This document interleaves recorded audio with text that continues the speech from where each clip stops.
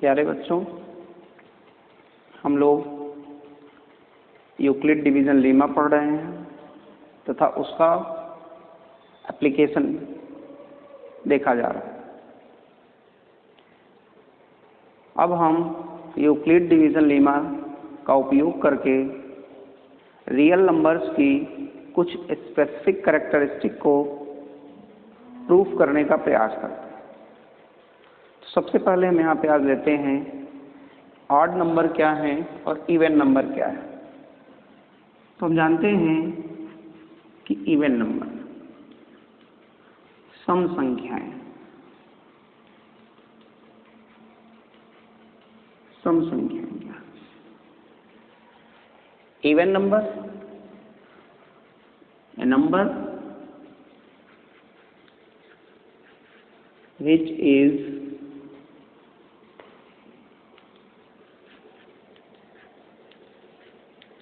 divisible by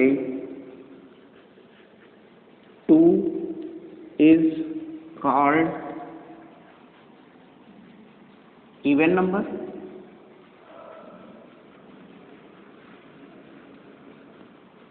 and odd number क्या होता है या विषम संख्या?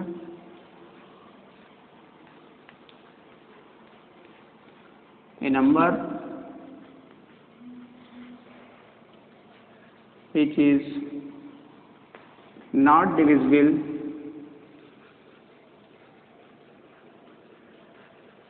by 2 is called odd number.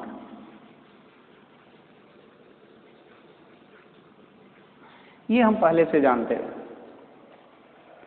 कि यदि कोई संख्या 2 से भाग देने पर पूरी की पूरी कट जाए, यानी रिमाइंडर 0 आ जाए, तो वह सम संख्या होती है या इवन नंबर होती है। और यदि किसी संख्या में हम 2 से डिवाइड करें और जो रिमाइंडर आए वह 0 ना आए, तो उसे कहा जाता है ऑड नंबर। अब हम यूक्लिड डिवीज़न लीमा लगा करके देखते हैं कि किन संख्याओं को ऑड नंबर कहेंगे और किन संख्याओं को इवन नंबर कहेंगे। क्या ये जो परिभाषाएं दी गई हैं ये यूक्लिड डिवीज़न लीमा के कॉन्सेप्ट से भी सही हैं? तो हम यहाँ पे एक चीज़ और लिख लें कि यदि कोई संख्या 2 से विभाज्य है तो निश्चित तौर पे हम उस संख्या को 2 के मल्टीपल के रूप में लिख सकते हैं। जैसे अगर हम कहें 24, तो 24 अगर 2 से डिविजिबल है, ऑलरेडी डिविजिबल, तो इसका मतलब है कि हम इस 24 को 12 के मल्टीपल के रूप में लिख पा रहे हैं। 24 इज इक्वल टू 2 इंटू 12।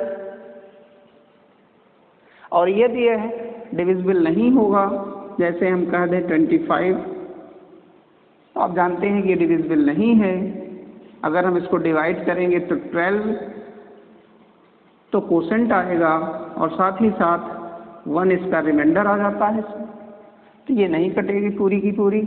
तो इसको लिखा जाता है 25 is equal to 2 multiplied by 12 plus 1। तो आपको एक क्लू हल्का सा मिल रहा होगा कि कैसे हम यूक्लिड डिवीज़न लीमा का उपयोग यहाँ पे कर पाएंगे। तो निश्चित तौर पे ये जो संख्याएं होती हैं, a is odd if a is equal to 2 into Q type की हो, और यह ऑड होगी यदि a is equal to 2q plus 1 type की हो। जितनी भी ऑड संख्याएं होंगी उसमें रिमाइंडर 1 आएगा। अब जरा सा यूक्लिड डिवीज़न लीमा लगाएं। मान लें हमारे पास let a b any number, a कोई संख्या है जिसे हमें चेक करना है कि ये ऑड होगी या फिर इवन होगी। यूक्लिड डिवीजन लीमा लगाने के लिए हमारे पास दो नंबर्स होने चाहिए, एक ए होनी चाहिए और एक बी होनी चाहिए। इस ए बी में एक दूसरे से बड़ी होनी चाहिए, तब हम जाकर के यूक्लिड लीमा लगाते हैं और लिखते हैं कि a is equal to b into q plus r, जहाँ क्यू एंड आर ये बिलोंग करते हैं पॉजिटिव इंटीजर्स में, तथा आर जो होगा this will be less than r equal to 0 is less than b के होता है। ये यूक्लिड डिवीजन लीमा में हमने देख रखा। तो यहाँ पे एक संख्या तो हमने मान रखा है, दूसरी संख्या इस केस में इवन प्रूफ करने के केस में हमें डिविजिबिलिटी किससे दिखानी है? 2 से, कि 2 से डिविजिबल है कि नहीं है। तो यहाँ पे हम ले लेंगे b की value and b is equal to 2 ले लें।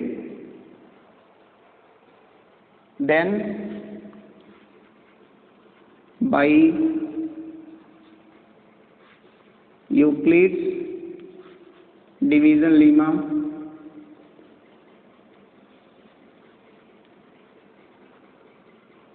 अगर यहाँ पे हम यूक्लिड डिवीजन लीमा लगाएं तो हम लिख सकते हैं a is equal to 2q plus r, जहाँ q एंड r ये z में होगा, पॉजिटिव z, एंड जो r की वैल्यू होगी 0 is less than r equal to r is less than जो डिवाइजर होता है, भाजक होता है, उससे कम होनी चाहिए। तो निश्चित तौर पे आप r हमारा जो है यह 0 से तो बड़ा है या 0 के बराबर है, किंतु 2 से छोटा है, 2 से छोटा है।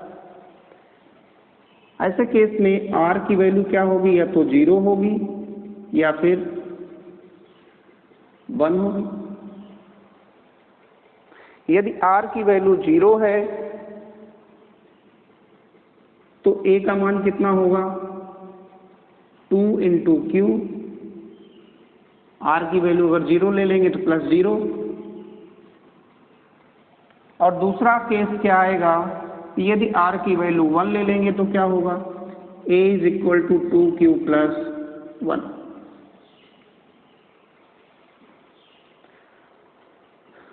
तो यहाँ दिख रहा है कि this implies a is equal to 2q और a is equal to 2q plus 1।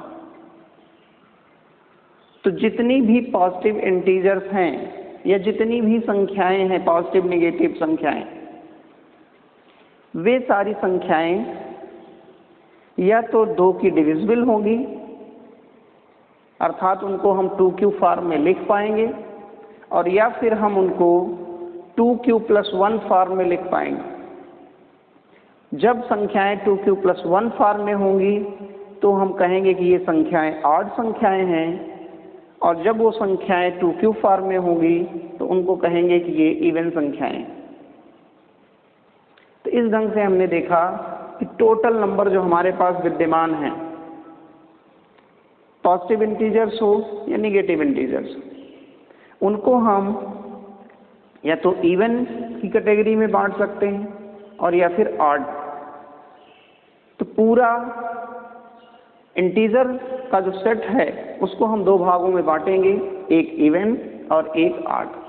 तो इस ढंग से आप देख रहे हैं जो संख्याएं 2 से डिविजिबल होंगी या जिन्हें a is equal to 2 into Q form में रिप्रेजेंट किया जा सकता है वो तो सम होंगी, और जो 2q प्लस 1 फॉर्म में रिप्रेजेंट ना की जा सकें वे संख्याएं ऑड संख्याएं होंगी।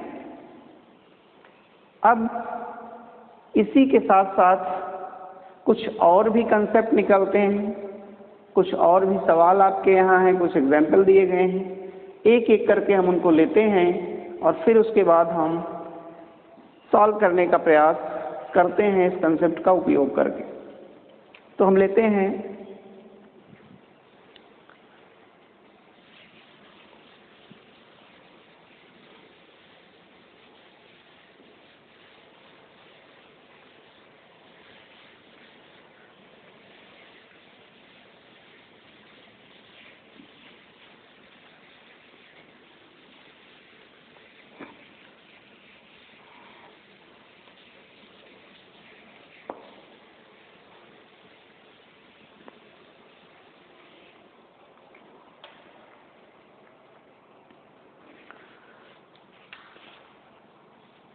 जैसे एक क्वेश्चन लें कि so that every positive integer is of the form 2q and that every positive odd integer is of the form 2q + 1 where q is some integer. तो इस प्रश्न में मैंने देखा अभी ये जो प्रश्न आपका दिया गया है कि कोई भी संख्या होगी, अगर वह इवन संख्या होगी तो हमें 2q फॉर्म में हम उसको रिप्रेजेंट कर सकते हैं, और यदि वह ऑड नंबर होगा तो हम उसे 2q + 1 फॉर्म में रिप्रेजेंट कर सकते हैं, जिसे हमने अभी प्रूफ किया। नेक्स्ट क्वेश्चन आपका है so that any positive odd integer is of the form 4q + 1 और 4q + 3। क्वेश्चन दिया गया है so that every positive odd integer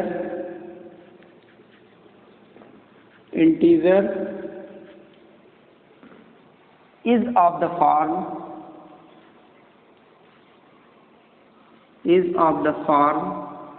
4q + 1 or 4q + 3। अर्थात हमें यह शो करना है कि कोई भी पॉजिटिव ऑड इंटीजर होगी। इंटीजर आप जानते हैं, पॉजिटिव ऑड इंटीजर का मतलब 1 2 3 4 5। पॉजिटिव ऑड इंटीजर का मतलब नेचुरल नंबर्स। तो इन नेचुरल नंबर्स को हम, यदि वह ऑड है, पॉजिटिव इंटीजर माने नेचुरल नंबर, लेकिन नेचुरल नंबर में भी अगर हम ऑड नंबर्स को ले लें तो जो ऑड नंबर्स आएंगी उसको हम 4q + 1 या 4q + 3 के रूप में लिख सकते हैं।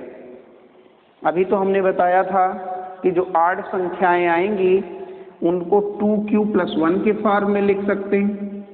ये भी सही है। हम इनको, अगर ये ऑड संख्याएं हैं तो 4q + 1 या 4q + 3 के फॉर्म में भी लिख सकते हैं। ये भी सही है। हम इनको 6q + 1, 6q + 3 एंड 6q + 5 के फॉर्म में भी लिख सकते हैं। तो वही चीज़ यहाँ पे समझाने का इस चैप्टर में प्रयास किया गया है कि जो संख्याएं हमारे पास विद्यमान हैं हम उनको डिफरेंट रूपों में लिख सकते हैं। तो आइए देखें, 2q + 1 के फॉर्म में तो हमने अभी देख लिया कैसे लिखा जाएगा। 4q + 1 या 4q + 3 फॉर्म में इसको हम कैसे रिप्रेजेंट करें, तो जरा सा देखते हैं। तो यहाँ पे हमें सबसे पहले दिया है कि एवरी पॉजिटिव ऑड इंटीजर, तो हमें लेना क्या है? निश्चित तौर पे हमें क्या लेना पड़ेगा? पॉजिटिव ऑड इंटीजर लेना है। तो हम मान लें कि ए कोई नंबर है, let A be any positive integer.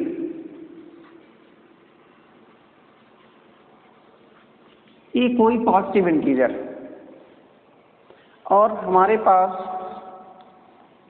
b ले लें। अब b का खोजना ही सबसे महत्वपूर्ण है, क्योंकि इसके पहले वाले प्रश्न में था कि हम उस संख्या को अगर ऑड है तो 2q + 1 फॉर्म में लिखेंगे। तो हमारे लिए b का मान मैंने वहाँ पे 2 खोज लिया था, क्योंकि 2 से डिवाइड करना था, इसलिए डिवाइजर के रूप में हमने 2 को ले लिया था, तो b हमने 2 मान लिया था।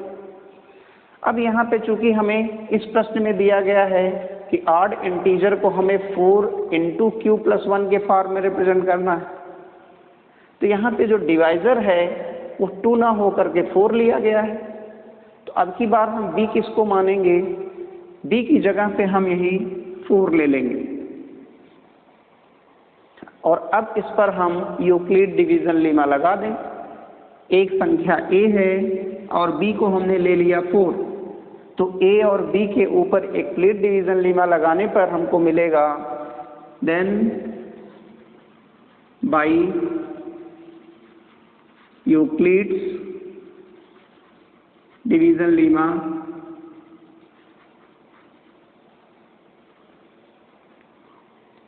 A is equal to 4Q plus R। यहाँ पे 4Q plus R, जहाँ आप जानते हैं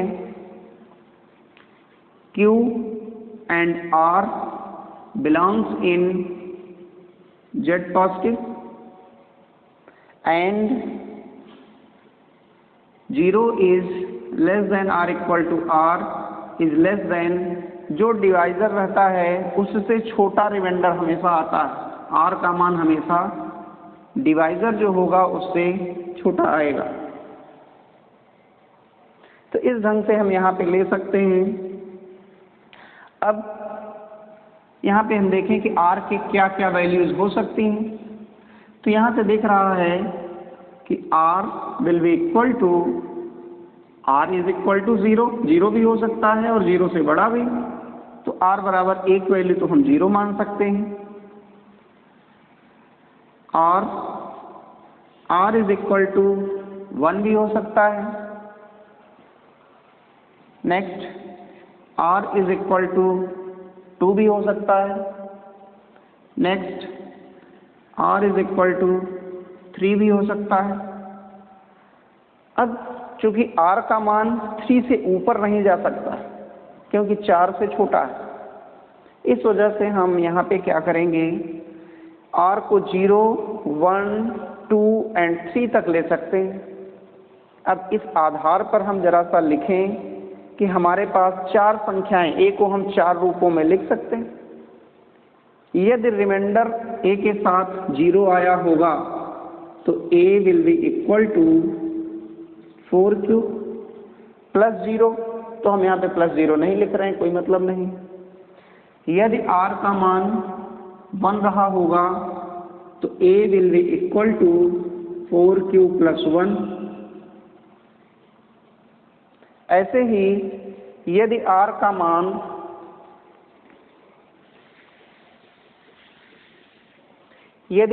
मान हम 2 ले लें तो A will be equal to 4Q plus 2, और एक अलग ले लें जब R का मान 3 आया रहा होगा, जिसे हम लिख सकते हैं 4Q प्लस 3।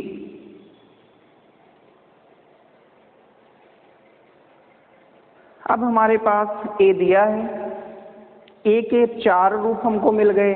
A बराबर 4Q, A बराबर 4Q प्लस 1, A बराबर 4Q प्लस 2, A बराबर 4Q प्लस 3। अब हमको देखना है कि इसमें ऑड कौन है और इवन कौन है। तो इसको हम देख रहे हैं कि इस वाले को हम लिख सकते हैं 2 इंटू 2Q। भाई 4 की जगह पे हम 2 इंटू 2 लिख दें तो यह बराबर हो जाएगा, इस जो 2Q हमने लिखा हुआ है यहाँ पे, इस 2Q को हम कुछ और मान लें 2Q डैश।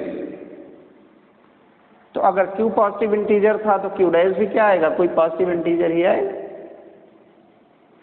तो यहाँ पे A को हम किस फॉर्म में लिख पाए, 2Q के फॉर्म में हमने लिख लिया।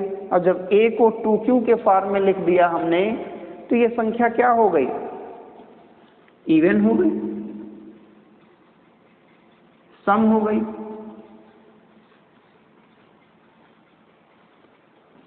दूसरा हम ले लें, A is equal to 4Q plus 1 है। A is equal to 4Q plus 1 का मतलब क्या हुआ, इसको हम लिख सकते हैं 2 इंटू 2Q प्लस 1। 4Q की जगह पे हम 2 इंटू 2Q प्लस 1 लिख सकते हैं। अब जो 2Q हमने लिया हुआ है इसकी जगह पे हम 2Q डैश कर दें, 2Q की जगह पे Q डैश कर दें तो 2 से ऑलरेडी मल्टीप्लिकेशन यहाँ पे है, तो 2Q प्लस 1 आ गया। ये किस रूप में हो गया? 2q + 1 रूप में है, और हम जानते हैं 2q + 1 रूप में अगर कोई काउंट नंबर है तो वह ऑड नंबर होता है। तो इसे हम कहेंगे this is an odd number, यानी विषम संख्या है। नेक्स्ट इसको हम ले लें, इसे हम लिख सकते हैं 2 × 2q + 2, या इसी को लिख सकते हैं 2 × 2q + 1, कामा ले लेंगे और ब्रैकेट में से बाहर ले लेंगे 2 को, तो ये 2 बाहर आ जाएगा, यहाँ से 2q बचा और यहाँ से 1 बचेगा, तो 2q + 1 हो जाएगा। अब अगर इस ब्रैकेट वाली संख्या को हम q' मान लें तो इसे लिखा जा सकता है 2 × q', और आप जानते हैं यह वाली संख्या इस रूप में आ गई, इसका मतलब यह जो संख्या है ये कैसी संख्या रही होगी? सम संख्या, क्योंकि सम संख्या ही 2q के रूप में आ सकती है। ये जो संख्या आएगी ये हो जाएगी आपकी सम संख्या या इवन नंबर। नेक्स्ट आपका लास्ट यहाँ पे है, इसको हम लिख सकते हैं 2 × 2q + 2 + 1। देखिए यहाँ पे जो 4 था उसको हमने 2 × 2 कर दिया तो 4 आ गया, q जैसे था वैसे रख दिया, प्लस 3 की जगह पे 2 + 1 हमने कर दिया। अब जरा सा देखिए इससे होगा क्या? इसको हम ऐसे लिख सकते हैं 2 × 2q + 2 की जगह पे हम ले लें 2 कॉमन ले लें। जब 2 कॉमन ले लेंगे इसमें, यहाँ से यहाँ तक में 2 कॉमन ले लें तो क्या आएगा? अंदर आ जाएगा 2q + 1, और जो बाहर बच रहा है +1, उस +1 को हम यहाँ पे रख दें। ये जो 2q + 1 है इसको हम q' मान लें, that will give you 2 × q', bracket की संख्या q' हो गई और बाहर की संख्या 1 है। इसका मतलब क्या निकला? जो 4q + 3 था वह संख्या 2q' + 1 के रूप में परिवर्तित हो गई। यदि यह इस रूप में परिवर्तित हो गई तो निश्चित तौर पे इस ढंग से कौन सी संख्याएं रिप्रेजेंट की जाती हैं? ऑड नंबर या विषम संख्याएं। तो हम कहेंगे कि यह जो संख्या है वह कैसी संख्या है? विषम संख्या।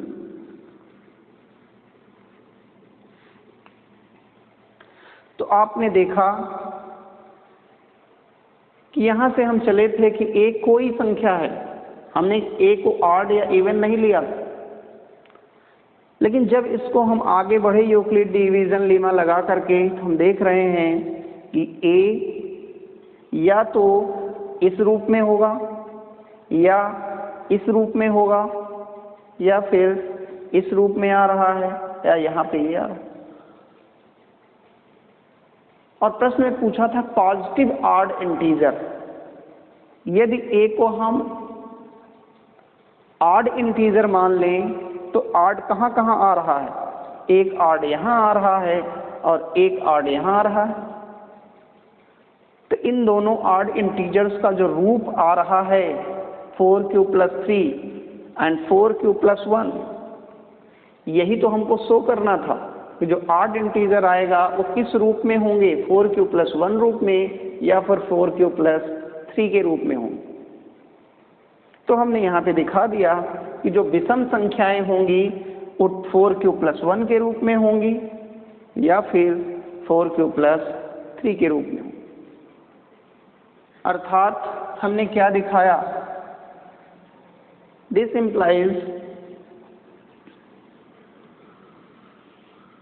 This implies positive odd integer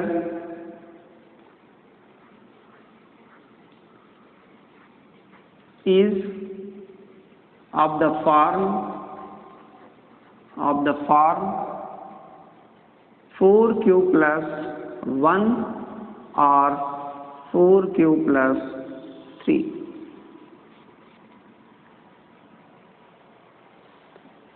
यही हमें शो करना था। तो आप स्क्रीनशॉट ले लीजिएगा, एक बार खुद से करिएगा। इस क्वेश्चन को नहीं आएगा तो फिर से आप देखिएगा वीडियो और इसको क्लियर करिएगा। हम एक एक्सरसाइज दे रहे हैं, सेम यही सवाल है, बस उसको रिप्रेजेंट करने का जो तरीका है वो हम चेंज कर दे रहे हैं। तो यहाँ पे हम आपसे पूछ रहे हैं कि so that every positive odd integer is of the form, यहाँ पे हम 4 की जगह पे 6q plus 1, 6q plus 3 और 6q plus 5। ये आपका होमवर्क है, ध्यान रखिएगा। ये होमवर्क, इसको आप करिएगा और सॉल्व करने के बाद आप इसका फोटो ग्रुप पर भेजिएगा, जिससे हमें पता चले कि आप गलतियां कहाँ कर रहे हैं या आपकी चीज़ें समझ में आ रही कि नहीं आ रही। क्योंकि हम लोग काफ़ी दूर बैठ करके यह अध्ययन करने का प्रयास कर रहे हैं, इसलिए कुछ समस्याएं आ रही होंगी, लेकिन मेरा प्रयास यह है कि मैं धीरे धीरे चलूं, एक एक सवाल 2-2 सवाल आपको भेजूं, आप उस सवाल पे पूरा पारंगत हो जाएं, तब फिर आगे बढ़ा जाए। तो इसलिए कोर्सेज थोड़ा धीरे चल रहे हैं, लेकिन निश्चिंत रहिए कि आपके समय पे समाप्त होंगे। क्योंकि यदि यह फैसिलिटी जो इस समय हम लोगों के सामने है, मिली हुई है, अगर इसको जारी रखा गया तो कोर्स समाप्त करने में समस्या नहीं आएगी। क्योंकि हमेशा 6 घंटे के बाद 18 घंटे का तो लॉकडाउन हमेशा रहा करता था। तो उस दौरान हम वीडियो बना करके आपको भेज सकते हैं या आप वीडियो को देख सकते हैं। कोर्सेज आपके कंटिन्यू रहेंगे। ये है कि अभी जो आप पढ़ रहे हैं उसको धीरे धीरे पढ़िए, अपने नोट्स बनाते रहिए और साथ ही साथ उस नोट्स पर अपना रिवीजन भी, एक्सरसाइज वगैरह जहाँ से भी क्वेश्चन इस टाइप के मिलें उसको खोज के करिए। हो सके तो आप मैथमेटिक्स की किताबें या जो भी क्लासेस चल रहे हों उसकी किताबें परचेज कर लें। यदि किताबें नहीं मिल पा रही हैं तो आप नेट से उसको डाउनलोड कर लें और उसकी एक्सरसाइज लगाने का प्रयास करें। तो आज यहीं तक, कल हम कुछ और नए प्रकार के क्वेश्चंस रियल नंबर में करने का प्रयास करेंगे। Thank you.